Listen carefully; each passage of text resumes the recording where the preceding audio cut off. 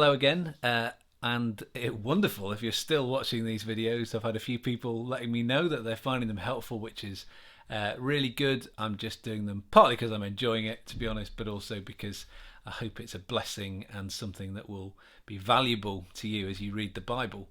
And we've thought over the last couple of videos a bit more about how we do read the Bible personally for ourselves.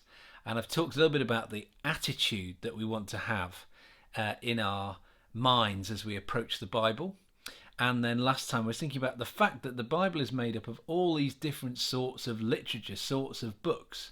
And we want to know what it is that we're reading when we read it, so that we can think about how to interpret it. And today I want to think about the question of how much of the Bible should I read? I think that's quite an important question.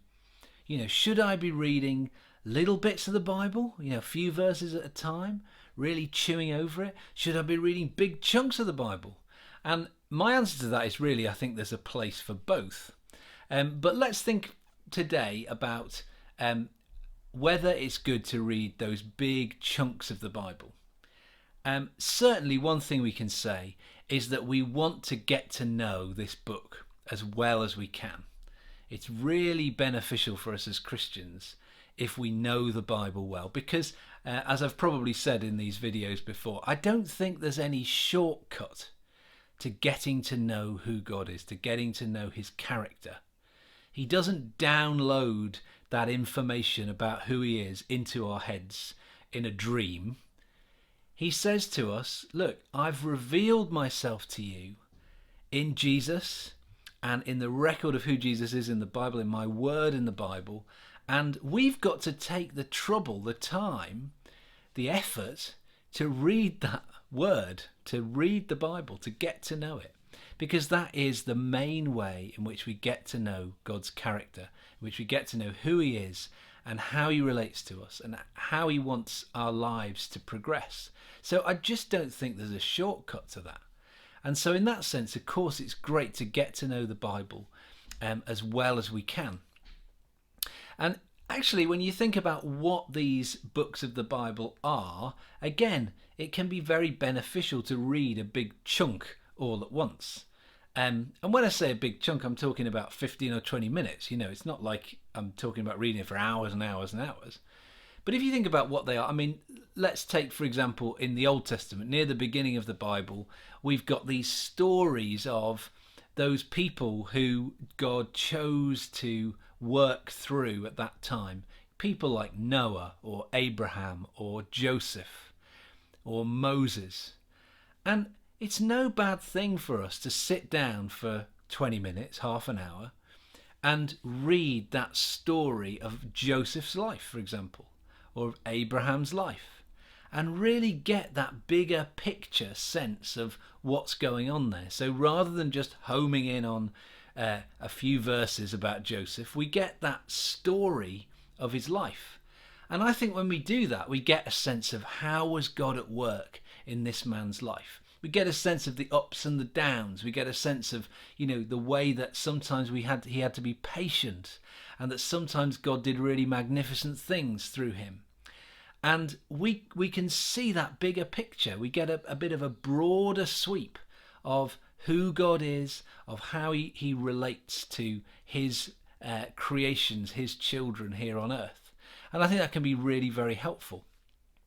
And then if we think about the New Testament and we think about the Gospels, these 4 books, Matthew, Mark, Luke and John, that tell the story of Jesus' life on earth and his ministry on earth. Now, take Mark's Gospel, that's the shortest. It's not particularly big. I think in my Bible it's about 20 pages. So even though the font's quite small, it's not going to take you that long to read 20 pages. And that's probably how it was designed, almost like a tract that condensed down this amazing life of Jesus into these few pages and really gives us a kind of whistle-stop tour of who was this man, who is Jesus. And it's fantastic if you, for example, take the time to read Mark's Gospel all in one go. Let's say it takes you an hour or so. You get that sense of really being immersed in what was going on when Jesus was walking around in Palestine, and when he was teaching and healing and casting out demons, and as he went towards his death on the cross and then his resurrection. And what a wonderful thing to be able to do that kind of all in one go, and to get that sense of God revealing himself to us through Jesus, not just in a few verses, a few kind of quotations, but actually this big picture, 3 years of Jesus' life that we are taken through, seeing God at work through Jesus in such amazing ways. And so I think it can be so significant and so helpful to do that.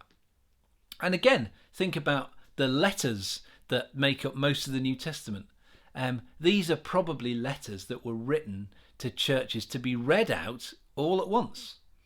Maybe they would have been read out quite a few times, but the people would have been listening to these letters being read out. And it's no bad thing, is it, for us to listen or read through, and of course you can listen, you can use an audio app or something like that, but to read through the letter from start to finish.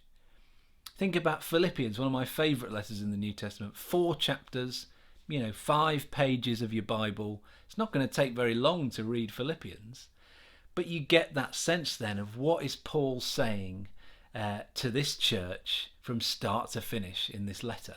And again, you get maybe some of those bigger themes that are coming through, some of those things he's wanting to repeat and emphasize to this church, which if you just take a couple of verses at a time, maybe you don't get that perspective.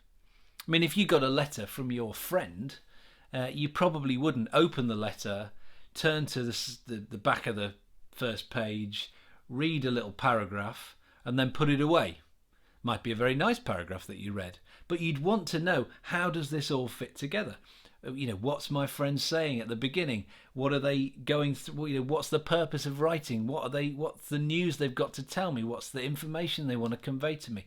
And then how are they signing off at the end? You'd read the whole thing. And it's a good idea for us to try and do that, at least sometimes, with these letters in the New Testament. It makes sense, doesn't it?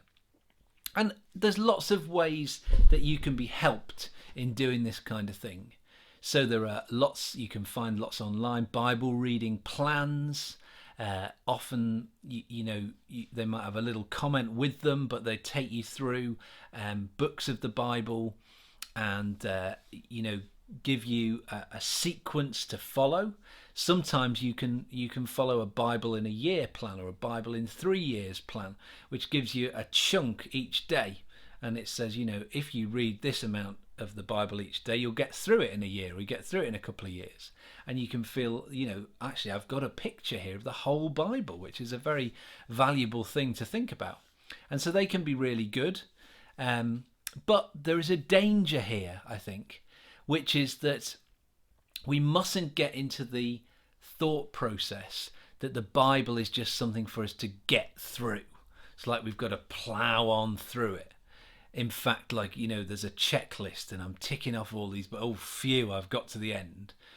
But John Ortberg says something very helpful. He says, if you don't want to get through the Bible, you want the Bible to get through you.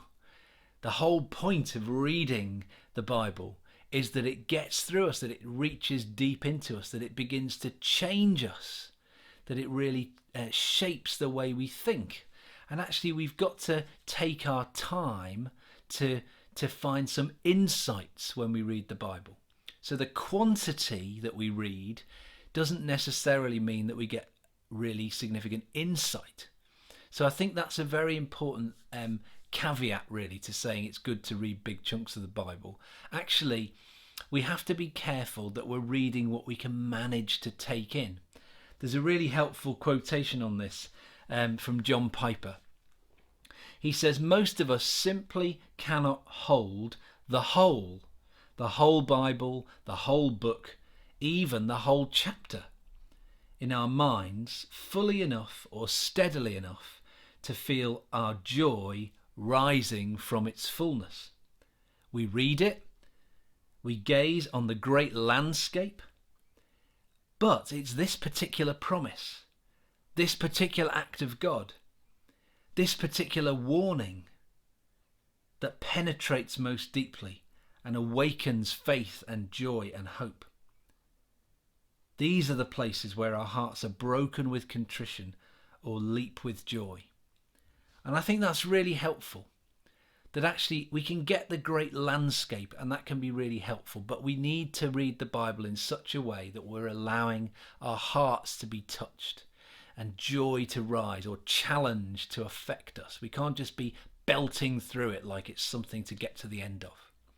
And just one final thing to say, if you do want to read some big chunks of the Bible, maybe take the time to think about what translation of the Bible you'll use. I can talk more about that in a future video, but perhaps think about something that's easy to read, almost a paraphrase, so that you can look through without getting kind of bogged down in some of the language that can be difficult. So something like perhaps the New Living Translation might really help you if you're going to read big sections of the Bible, to try and not get lost in it, not get sort of bogged down too much.